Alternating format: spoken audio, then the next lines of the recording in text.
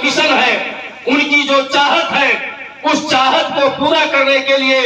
हमें बहुजन समाज को इस देश का हुक्मरान बनाना है, हमें बहुजन समाज को इस देश का राजा बनाना है। उसी कड़ी में गरीबों की एकमात्र पार्टी, शूद्र अतिशूद्र समाज की एकमात्र पार्टी, अछूत समाज की एकमात्र पार्टी बहुजन समाज पार्टी और बहुजन समाज पार्टी की मुखिया आदरणीय बहन जी को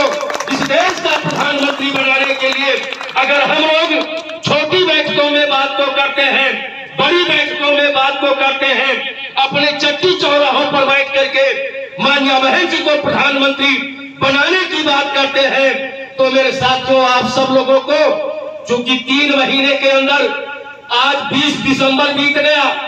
और मेरे साथियों 22 जनवरी को देश के प्रधानमंत्री श्री नरेंद्र मोदी जी आ रहे हैं अयोध्या में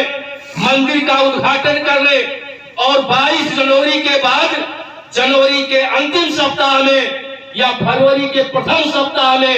लोकसभा का चुनाव की मेरे साथियों घोषणा हो जाएगी। अगर लोकसभा की चुनाव की घोषणा हो जाएगी तो हमारे पास मात्र 2 महीने का समय बचा है। इसलिए नौजवान साथियों, मैं अभी जब इस कार्यक्रम में आया और मैं बैठा था तो कुछ हमारे नौजवान साथी कर्मचारियों के बारे में चर्चा कर रहे थे।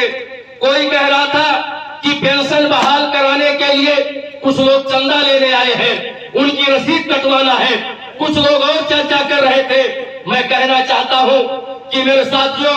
इस देश के जो प्रधानमंत्री हैं वो प्रधानमंत्री बनने से पहले जब 2014 में मेरे साथियों लोकसभा का चुनाव हो रहा था, उस लोकसभा के चुनाव के दरमियान भारतीय जनता पार्टी ने मेरे साथियों पूरे देश में घूम घूम करके लंबा चौड़ा वादा किया था। भारतीय जनता पार्टी के लोगों ने वादा किया था कि अगर हमारी सरकार बनी तो हम 2 करोड़ प्रतिवर्ष बेरोजगार लोगों को हम स्थायी रोजगार देने का काम करेंगे। नौजवानों आप बैठे हैं, हम देख रहे भारी संख्या में बेरोजगार लोग बैठे हैं। बेरोजगार लोगों, नौजवानों, आपके शरीर का खून कब गर्म होगा? आपके शरीर का खून या तो मर चुका है या तो ठंडा पड़ चुका है। ऐसी भ्रष्ट सरकार जो मेरे साथियों 2 सत्र बीत गया, 10वां साल उनका चल रहा है। 10 सालों में केंद्र की सरकार चाहे उत्तर प्रदेश की सरकार हो, मेरे साथियों सैकड़े में भी अस्थायी रोजगार देने का काम भारतीय जनता पार्टी की डबल इंजन की सरकार ने नहीं किया है। इनसे सवाल आप कब करेंगे? इनसे सवाल आपको पूछना होगा। नौजवानों, चट्टी चौराहों पर ये पूछना होगा कि आपने 2014 के लोकसभा के चुनाव में कहा था कि हम विदेश में जमा हुए काले धन को भारत देश में ला करके प्रत्येक नागरिक के निजी खाते में 15-15 लाख रुपए देने का काम करेंगे। 10वां साल चल रहा है, एक फूटी कौड़ी भी मेरे साथियों बेरोजगार लोगों को, आम जनता को देने का काम भारतीय जनता पार्टी की सरकार ने नहीं किया है। लेकिन वही जब दलितों की पार्टी, शोषित समाज की पार्टी, शूद्र समाज की पार्टी, अतिशूद्र समाज की पार्टी, मुस्लिम समाज की पार्टी, गरीब समाज की पार्टी, बहुजन समाज पार्टी और बहुजन समाज पार्टी की मुखिया आदरणीय बहन जी जब मुख्यमंत्री बनती है तो मेरे साथियों 1-2 नहीं 50 लाख से ज्यादा नौजवानों को अस्थायी रोजगार देने का काम आदरणीय बहन कुमारी माइती जी ने किया था। यही नहीं मेरे साथियों, भाई बाबूराम मौर्य जी बोल रहे थे कि जब बहुजन समाज पार्टी की सरकार थी तो अभियान चला करके भूमिहीन लोगों को मेरे साथियों सरकारी जमीन का पट्टा करके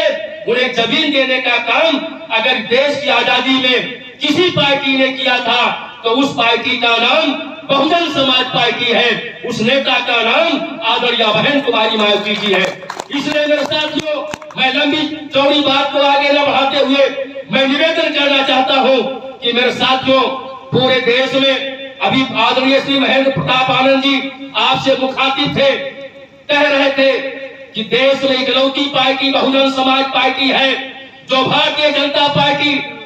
का हर स्तर पे कदम कदम पे उनकी नीतियों का पुरजोर तरीके से विरोध अगर कोई दल करता है तो उस दल का नाम बहुजन समाज पार्टी और उस नेता का नाम आदरणीय बहन कुमारी माइती जी है। अभी आदरणीय बहन जी ने अभी मेरे साथियों 11:15 बजे देश के मीडिया को संबोधित करने का काम किया है। अभी प्रदेश अध्यक्ष जी जब बोल देंगे तो हम लोग माइक से भी माननीय बहन जी के प्रेस वार्ता को आप लोगों को सुनवाने का काम करेंगे। मेरे साथियों, आदरणीय बहन जी इकलौती नेता है, चाहे किसानों का मुद्दा हो, चाहे बेरोजगारों का मुद्दा हो, चाहे छात्रों का मुद्दा हो, चाहे कर्मचारियों का मुद्दा हो, चाहे अधिवक्ताओं का मुद्दा हो, आम नागरिक के मूलभूत समस्याओं के लिए अगर कोई आवाज उठाता है तो उस नेता का नाम आदरणीय बहन कुमारी माइती जी, उस पार्टी का नाम बहुजन समाज पार्टी है। लेकिन मेरे मित्रों,